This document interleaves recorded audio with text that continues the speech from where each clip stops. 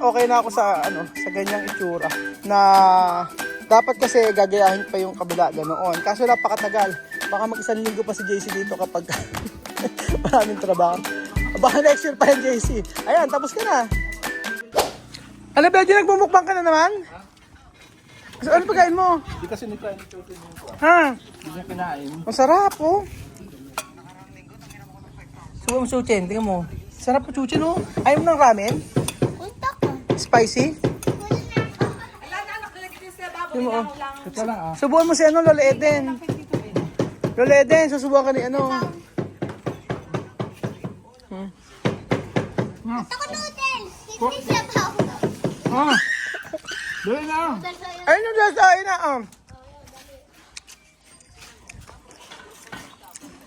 Gana, ganang gana? Parang ang sarap niyang noodles yun. Galing sa Japan yun. Sarap. Hindi na kailangan kay Bejun. Tanghalian na ba yan? Na? Tanghalian? Nakalasmis na. Ay, snack daw. Alas 10 na. Mami, kunin mo nga ako. Magandang araw po sa inyo lahat mga amigo. Ngayong araw po ay nandito po tayo sa ating pinapagawang bahay at mayroong mga ginagawa pa rin dito. Ngunit, subalit, datapwat ay meron pong merong na-ice dito. Gusto ko pong ipakita sa inyo yung gate po na natapos. Sana po ay ma-appreciate niyo. Breakfast pipino. Sa gabi pipino. Sabing gano'n ni Barbie. Pag daw ako kumain masyadong pipino kasi daw sa gabi daw pag being bloated daw siya ko pag kumain ng pipino. Sa totoo ba yan? O kailangan salad. Ano ba dapat talaga? Ano ang katotohanan? Kumain ng pipino sa gabi magiging bloated ka?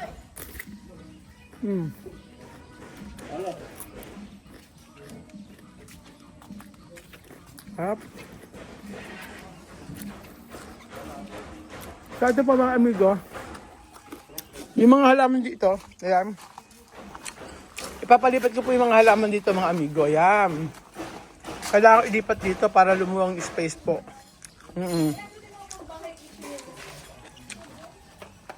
Para lumuwang yung space dito sa part na to. Para malinis siya. So, ayan po. Lola Eden. Asa na po? Alam ba? Hey, mami, nagkausap tayo na kahapon. Sabi mo yung si Kwenta, magkapaluwal ka. Ayan ka na naman. Mami, sige na.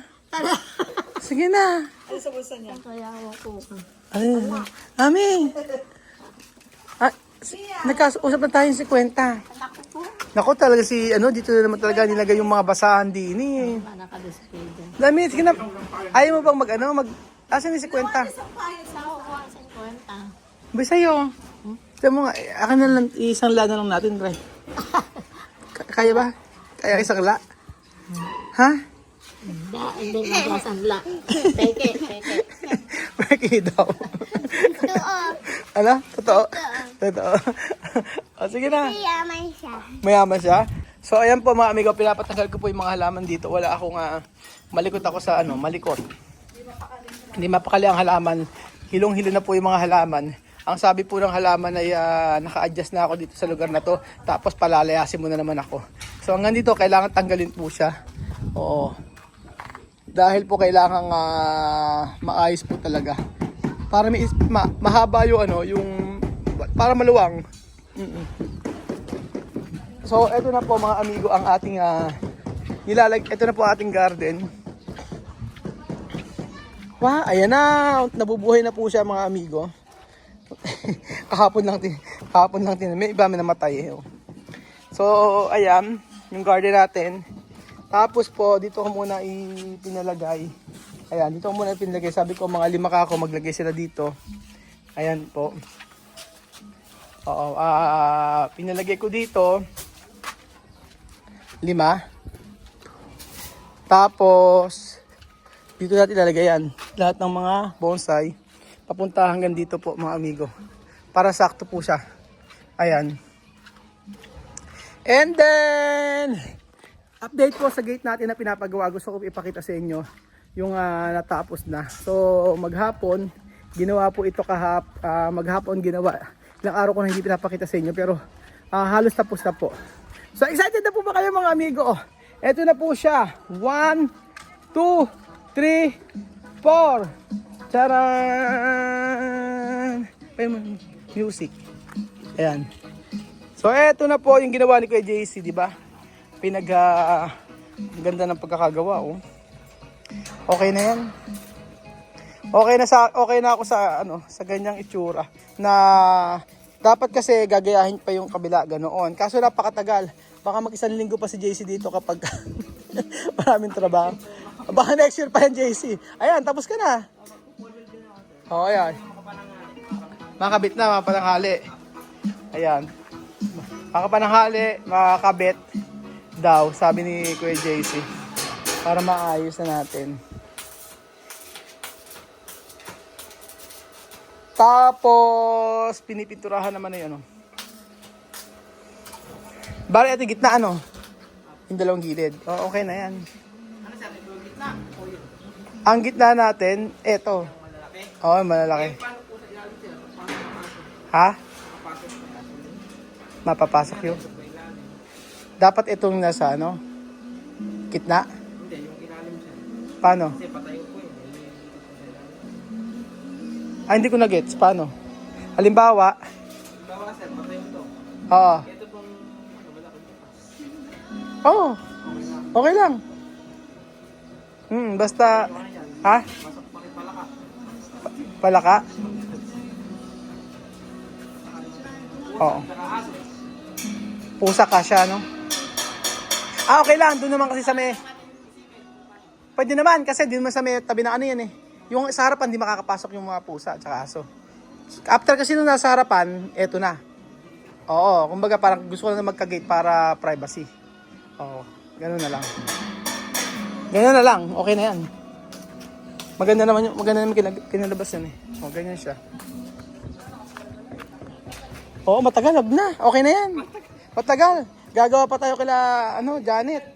Oo. Ganda ka sana mga amigo kung ganito lahat. Kaso, sabi ko naman napakatagal kasing ginagawa. Halos ang araw nga yan eh. Di okay na yan, sabi ko. Ganyan na lang gawin. Tapos pagkayari, yung gitna dito, the same, magkataklob na ganyan, papasok. O, di ba ang ganda rin naman ng kalalabasan? O, okay na ako dyan. Happy na ako sa kinalabasan. Sobrang effort na ni Kuya JC dyan. Tapos, eto naman yung dito. Yung ditong gate naman, for privacy kasi, ang lalagay natin ay... eto, sliding po yan. Pakita natin yung ginagawa ni Kuya Wilson. Ito yung ayan. Charan! Ito yung sa sliding natin mga amigo. Na ginagawa ni Kuya Wilson. Pinipinturahan. Pipinturahan niya. Ganyan po siya. So yung design na yan, dito muna tayo. Ayan. So eto na po siya. Yan na po yung ating design para sa sliding. Masaya na ako dyan sa design na yan. Sabi ko kasi dapat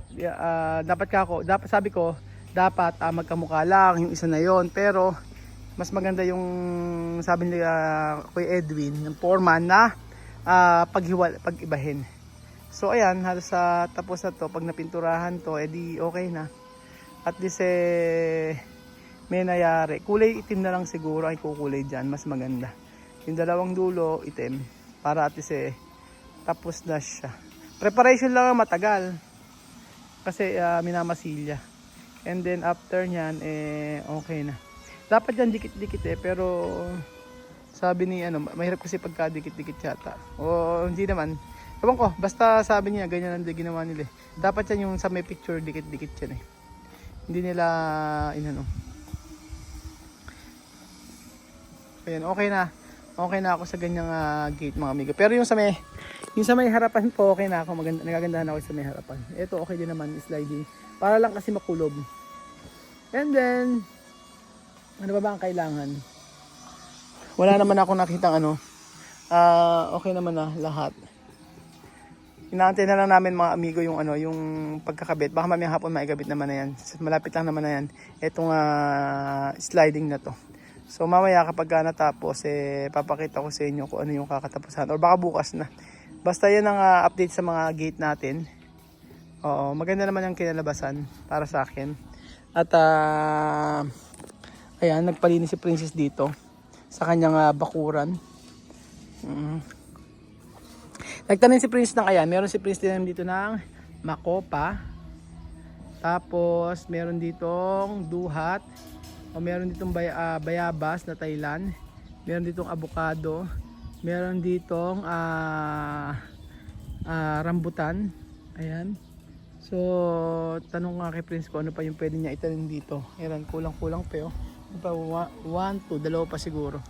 Maganda rito kapag dito na tumira sila. Sabi ko nga, gawin ng rooms. Yan, gagawing rooms yan nila Tia Mercy. At sabi ko, paggawa, tapos dito na sila tumira para sama-sama kami rito, di ba? Isang buong family.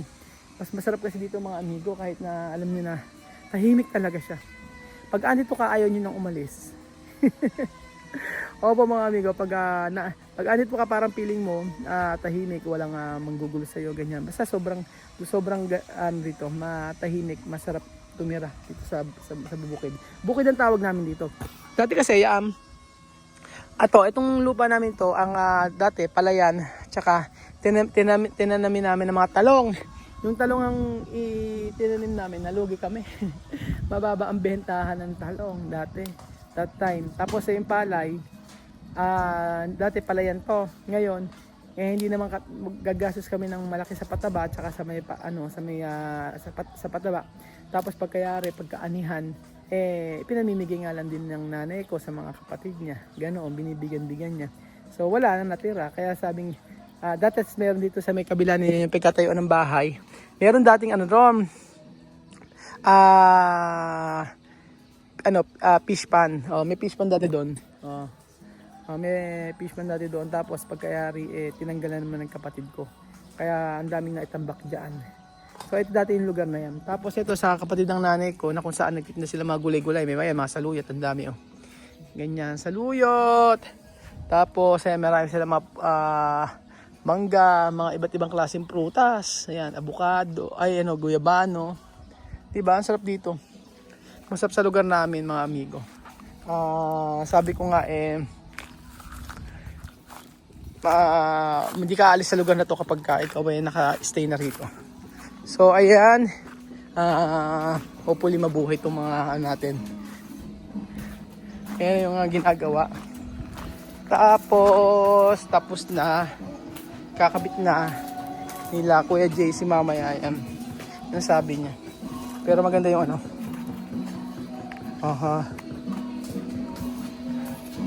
ayan po, ayan.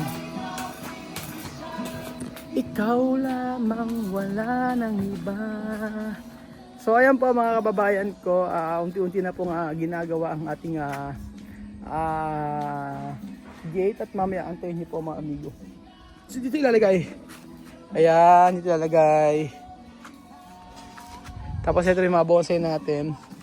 At yung garden natin na nagandahan ako sa pagkakaano. Ewan ko kung nag-agree kayo mga kababayan ko. So ayun na po mga amigo, ang update po sa may terrace dito. Sa terrace, sa may gate natin. So maraming salamat po sa, actually abangan nyo sa house tour natin yung katatapusan. Maraming kinabit sa loob na hindi nyo pa nakikita. Para at sa huli makikita nyo talaga yung kabuuan. By next week, for sure, ay makakapag-house tour na ako. Yes po, by next week makakapag-house tour na ako at makikita nyo na yung kabuuan at tapos ng bahay. So, pag nakapaglipat na rin kami. So, ayun pa mga amigo, thank you so much po sa panonood ng episode nito. At mapagpalang umaga po sa ating lahat. Paalam po. Ayun, tama naman ginawa nyo. Ganyan.